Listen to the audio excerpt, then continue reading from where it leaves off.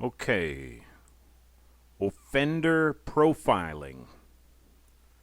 We have a problem here in Hiroshima Prefecture, and the same problem in clusters all over Japan. Someone is taking people, and those people are not seen again. They disappear. They vanish. Tokyo, population 14 million. The national police are requesting help with one missing person case. They feel they have a handle on the others, but one case is frustrating them. Earlier this year, it was 0. Hiroshima Prefecture, with 1/5 the population, has 26 cases of missing persons where the police do not have a handle on it, and they are asking for help. That is 132 times Tokyo's rate.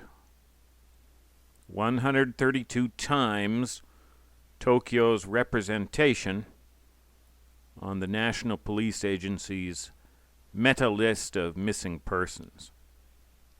I will remind you, the NPA oversees the 47 prefectural police and holds them to the same policies and standards. Yamaguchi, same problem, virtually the same rate. Shimane, same problem, lower rate. Tottori, same problem, lower rate. Okayama is almost free of this problem. We will see about that later on. But you can see that the problem is centered in Hiroshima and Yamaguchi, bleeding over into Shimane and Tottori. Ehime and Kagawa, both facing Hiroshima, both affected. Kochi and Tokushima, facing away from Hiroshima, not affected. Greater Tokyo, 40 million people, not affected. Hiroshima City, not affected, as long as you are downtown.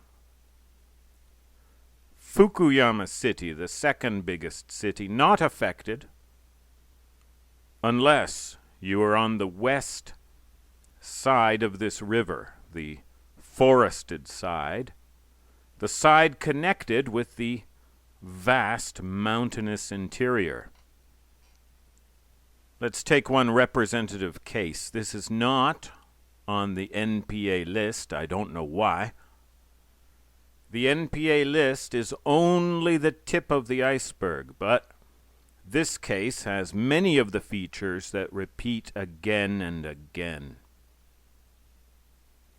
A woman living here beside the forest stepped out of her house one evening about 7:30 p.m. It was a January evening, very cold.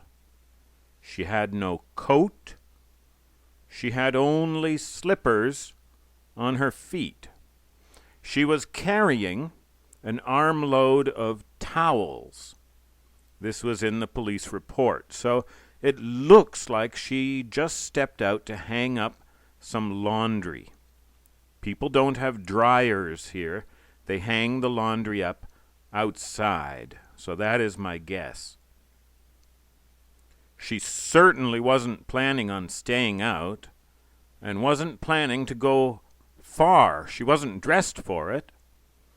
And wearing slippers, she planned to stay on her own property, probably in some raised indoor-outdoor transition area, such as a porch or a deck. A Japanese housewife might wear slippers out there, never down to the sidewalk or driveway. That would require proper outdoor shoes. The Japanese are very strict about this. So she just stepped out just outside her house and never came back inside. There was no scream. There was no blood. No signs of struggle. She just vanished. This is going on all over this country, but not in the cities where most people are. It's where the bush grows right up to the house or the road. It's right back in the mountains. Now, who is doing this? A. He takes people into the forest and up mountains. We know this, for instance, very clearly, from one case where police pinged the missing woman's phone. The phone pinged on top of a mountain with no roads. Then, as police watched, the phone descended the far slope of the mountain straight down, and then climbed straight up the next mountain, and over it, and down, and the signal was lost. The woman was handicapped. She had trouble walking. Someone carried her phone, and I believe the offender was carrying her with her phone straight up and down and over mountains at night, in the dark, without roads. B. He selects victims for weakness. The old, the very young, children, and the handicapped. C. He selects victims for size, small and light. The police have 5 weight classifications that they apply to people: skinny, thin, medium, overweight, and fat. The police spare no feelings. Now, 1/3 of the Japanese are overweight or outright fat. And that figure is a little old. It is probably closer to 40% now. This list of missing persons has only skinny, thin, and medium victims. No overweight, no fat. D. Victims leave no blood. Never. If they are killed without bloodletting. This rules out all known animals. Teeth and claws shed blood. E. Victims leave no scent trail. Dogs are helpless. This and the lack of blood suggest to me that victims are taken in hands and carried high off the ground. If they were dragged, dogs could follow. F. Victims leave no signs of accident, illness, struggle, wandering off the trail. They leave no signs at all. They simply vanish. G. Victims are never found. Never, not even one. H. Victims disappear under cloudy and overcast skies, at night, or in rain. So in the daytime, under cloudy and overcast skies, or at night, or in rain. Our perpetrator seems to have rules. He doesn't attack on a sunny, clear day. Well, we have a Mediterranean climate here in Hiroshima. Most days are sunny with blue skies, but our offender doesn't operate on those days. I. Wherever the precise location of the disappearance is known, the wind is always blowing from the victim's side into the forest. This rule has been set aside only 3 times. Each of those times it was raining. J. Victims disappear in regions with strong Hibagon, Japanese Bigfoot, traditions, and or Oni traditions, which I take to be the same, and in places with suggestive place names. K. Victims disappear in clusters. L. Disappearances stop at certain natural borders, such as this river. M. Disappearances follow a seasonal pattern. N. Our offender leaves no footprints. He is intelligent enough and skillful enough never to leave tracks in snow or mud or soft earth. O. Rain frequently follows abductions. Now, granite, boulder fields, water.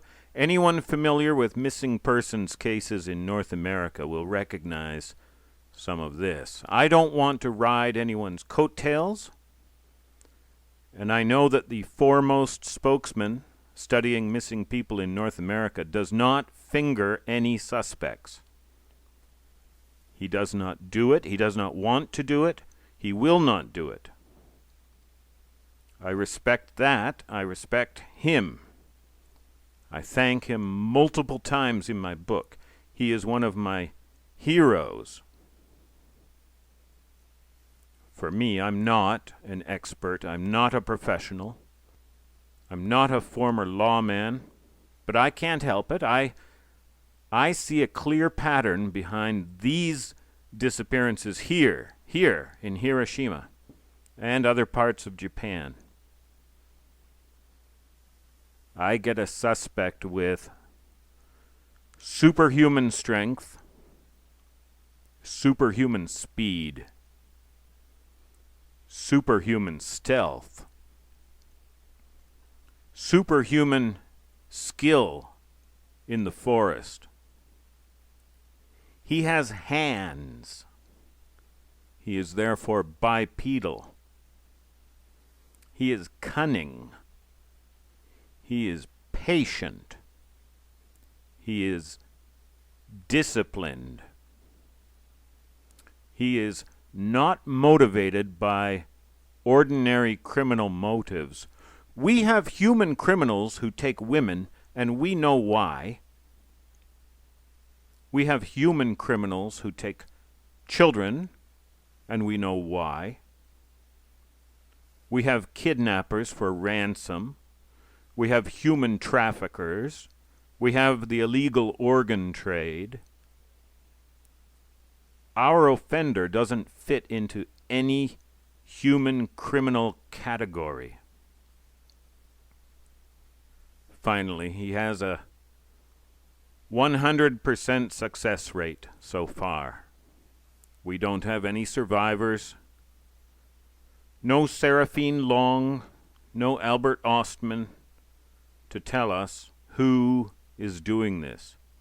Not yet. Hiroshima police officially recognize the Hibagon. They keep his footprint casts on display at the Shobara Police Headquarters and more in the evidence room. I don't know what they think behind the scenes. Maybe they have a theory they're not making public.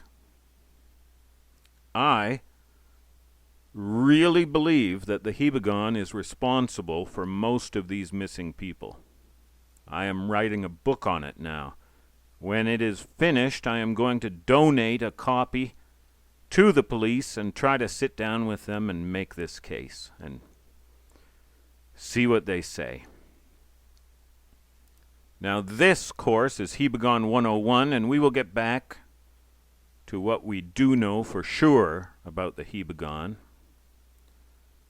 I will get into missing persons more in the future when my next book is ready, and I will take you through these cases. They are mystifying, but it all makes sense if you grant that the Hibagon is real.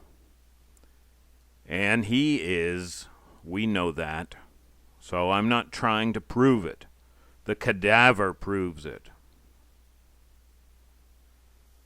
All right, I'm Kyle for Hibagon, Japanese Bigfoot. Next video, the very first modern Hibagon sighting.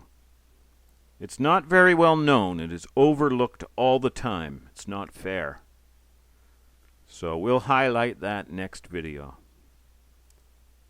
Thank you for watching. Thank you for your time, and please be careful and stay safe.